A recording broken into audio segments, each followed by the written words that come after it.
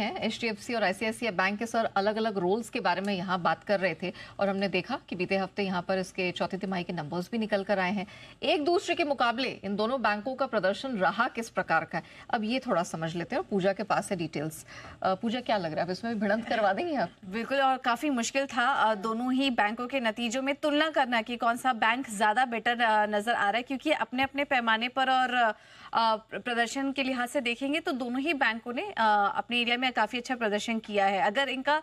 एक एक करके हमने सारे पैरामीटर्स इसमें देखे तो अगर मुनाफे के फ्रंट पर देखेंगे तो आईसीआईसीआई बैंक की 18% की ग्रोथ रही, बीआईसीआई में भी 11% की ग्रोथ थी। उसके सामने आपको एचडीएफसी बैंक की ग्रोथ स्लो जरूर नजर आ रही होगी, लेकिन ऑपरेशनली अगर देखेंगे तो काफी अच्छा प्रदर्शन था, अनुमान से बेहतर था, क्योंकि आपको याद होगा कि FY24 में ही एचडीएफसी बैंक और एचडीएफसी लिमिटेड का मर्जर पूरा हुआ था और इसका जो इम्पैक्ट था वो 3 क्वार्टर तक देखा गया। चौथी तिमाही में माना जा रहा था कि इसका जो ओवरहैंग है वो कम होगा, तो उस लिहाज से एक ग्रोथ एस्टिमेट की जा रही थी, लेकिन उससे भी बेहतर प्रदर्शन यहाँ पर बैंक करते हुए नजर आई। यानी कि अब मर्जर की जो भी दिक्कतें थी और जो भी ओवरहैंग बना हुआ था उससे अब धीरे धीरे बाहर निकलते हुए नजर आ रही है और अच्छा ग्रोथ यहाँ पर हमने देखा। स्लिपेजेस रेशियो अगर दोनों के ही बैंकों का देखेंगे तो वहां पर कमी आई है, लेकिन बेहतर स्थिति में नजर आया यहाँ पर आईसीआईसीआई बैंक, तो वहां पर नंबर्स आईसीआईसीआई बैंक को मिलेंगे। डिपॉजिट ग्रोथ के फ्रंट पर एचडीएफसी बैंक का प्रदर्शन ज्यादा बेहतर रहा,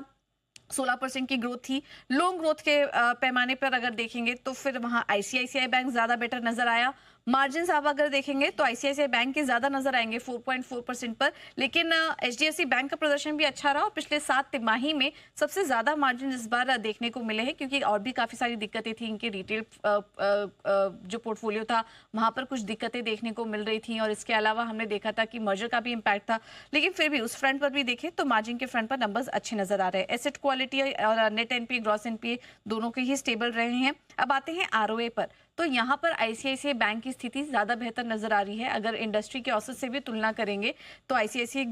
बैंक की ग्रोथ देखिए 2.52% थी, बट जब हमने वैल्यूएशंस देखा तो वहां पर एचडीएफसी बैंक ज्यादा बेहतर नजर आया। प्राइस टू बुक वैल्यू अगर देखेंगे तो 3.2 है, आईसीआईसीआई बैंक का थोड़ा ज्यादा है, और ईपीएस भी 23 का एचडीएफसी बैंक का है और आईसीआईसीआई 17 के आसपास यहाँ पर ईपीएस है। तो इस लिहाज से क्योंकि नतीजे दोनों के अच्छे थे, रिपोर्ट्स जो निकल कर आई दोनों ही बैंकों पर सब जगह टारगेट में बढ़ोतरी ही नजर आई है और मेंटेन और खरीदारी की राय ही देखने को मिली है,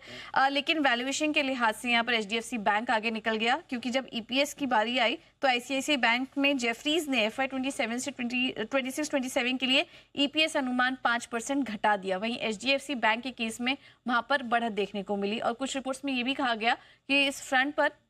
ये जो मौजूदा वैल्यूएशंस है एचडीएफसी बैंक ज्यादा बेटर नजर आ रहा है अगर किसी को मौजूदा स्तरों पर एंट्री लेनी है तो नतीजे तो दोनों ही बेहतर थे, लेकिन ब्रोकरेज रिपोर्ट्स और बाकी जो इन्वेस्टर एनालिसिस था उनके अकॉर्डिंग एचडीएफसी बैंक फिलहाल एंट्री लेने के लिए ज्यादा बेटर है। ओके, चलिए, तो आप कह सकते हैं कि कांटे की टक्कर रही, लेकिन एचडीएफसी बैंक यहाँ एक्सपर्ट्स के लिहाज से बाजी मारता हुआ नजर आया और अभी हमने चर्चा भी की किस तरह का अच्छा परफॉर्मेंस इस तरह के मार्केट में भी इस स्टॉक ने दिखाया।